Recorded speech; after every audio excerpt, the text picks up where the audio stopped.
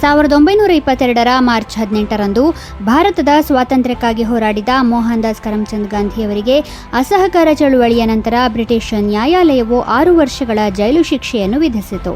ಭಾರತದಲ್ಲಿ ಬ್ರಿಟಿಷ್ ಆಳ್ವಿಕೆಯ ದಬ್ಬಾಳಿಕೆಯ ಅಡಿಯಲ್ಲಿ ರೌಲತ್ ಕಾಯಿದೆಯನ್ನು 1919ರಲ್ಲಿ ಜಾರಿಗೊಳಿಸಲಾಯಿತು. ಇದು ಬ್ರಿಟಿಷರಿಗೆ ನಿರಂಕುಶ ಆಡಳಿತಕ್ಕೆ ಪ್ರಬಲ ದಾರಿ ಮಾಡಿಕೊಟ್ಟಿತು. ಈ ಕಾಯಿದೆಯು ಯಾವುದೇ ಭಾರತೀಯನನ್ನು ದೇಶದ್ರೋಹದ ಆರೋಪಿಯಾಗಿ ವಿಚಾರಣೆ ಇಲ್ಲದೆ ಜೈಲಿನಲ್ಲಿ ಇಡಲು ಅವಕಾಶ ಮಾಡಿಕೊಟ್ಟಿತ್ತು.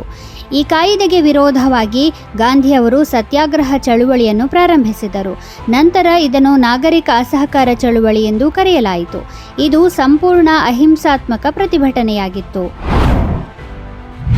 1858ರ ಮಾರ್ಚ್ 18ರಂದು ಫ್ರಾನ್ಸ್ನ ಪ್ಯಾರಿಸ್ನಲ್ಲಿ ರುಡಾಲ್ಫ್ ಡೀಸೆಲ್ ಜನಿಸಿದರು. ಅವರು ಡೀಸೆಲ್ ಎಂಜಿನ್ ಆವಿಷ್ಕಾರಕ್ಕೆ ಹೆಸರುವಾಸಿಯಾಗಿದ್ದಾರೆ. ಈ ಮೂಲಕ ಅವರು ವಿಶ್ವಾದ್ಯಂತ ಕೈಗಾರಿಕೆಗಳಲ್ಲಿ ಮತ್ತು ಸಾರಿಗೆಯಲ್ಲಿ ಕ್ರಾಂತಿಯ ಬದಲಾವಣೆ ತಂದರು. 1892ರಲ್ಲಿ ಡೀಸೆಲ್ ಅವರು ಕಡಲೆಕಾಯಿ ಅಥವಾ ಸಸ್ಯಜನ್ಯ ಎಣ್ಣೆಯಿಂದ ಚಾಲಿತವಾಗುವ ಸಂಕೋಚನ ದಹನ ಎಂಜಿನ್ ಅನ್ನು ಆವಿಷ್ಕಾರ ಮಾಡಿದ್ದು, ಆ ಸಮಯದಲ್ಲಿ ಸಾರಿಗೆಯಲ್ಲಿ ಹೊಸ ಯುಗಕ್ಕೆ ನಾಂದಿ ಹಾಡಿತ್ತು.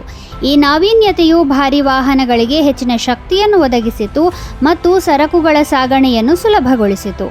ಇಂದು ಡೀಸೆಲ್ ಅನ್ನು ಪ್ರಧಾನವಾಗಿ ಭಾರೀ ವಾಹನಗಳಲ್ಲಿ ಬಳಸಲಾಗುತ್ತದೆ. ಅವುಗಳ ಸಮರ್ಥ ಕಾರ್ಯಾಚರಣೆಗೆ ಅದು ಅನಿವಾರ್ಯವಾಗಿದೆ.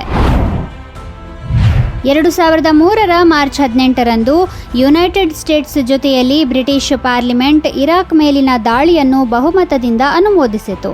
ನಡೆಯುತ್ತಿರುವ ಚರ್ಚೆಗಳ ಮಧ್ಯೆ Britain, US, Spain, Italy, Poland, Australia ಮತ್ತು ಡೆನ್ಮಾರ್ಕ್ ಒಳಗೊಂಡ ಒಕ್ಕೂಟವು ಇರಾಕ್ನಲ್ಲಿದ್ದ ಸದ್ದಾಂ ಹುಸೇನ್ ವಿರುದ್ಧ ಅಭಿಯಾನವನ್ನು ಪ್ರಾರಂಭಿಸಿದ್ದವು.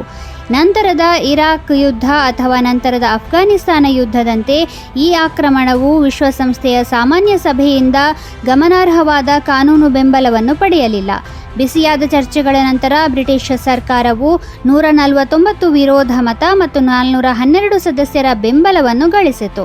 ಟೋನಿ ಬ್ಲೇರ್ ಅವರಿಗೆ ಇದು ನಿರ್ಣಾಯಕ ದಿನವಾಗಿತ್ತು, ಯಾಕೆಂದರೆ ಅವರ ಪಕ್ಷದ ಹಲವಾರು ಸದಸ್ಯರು ದಂಗೆ ಎದ್ದರು ಮತ್ತು ಸರ್ಕಾರದ ನಿರ್ಧಾರವನ್ನು ವಿರೋಧಿಸಿ 3 ಸಚಿವರು ರಾಜೀನಾಮೆ ನೀಡಿದ್ದರು. 1940ರ ಮಾರ್ಚ್ 18ರಂದು ಅಡಾಲ್ಫ್ ಹಿಟ್ಲರ್ ಮತ್ತು ಬೆನಿಟೋ ಮುಸೊಲಿನಿ ಒಂದು ಸಭೆಯಲ್ಲಿ ಭಾಗವಹಿಸಿದ್ದರು.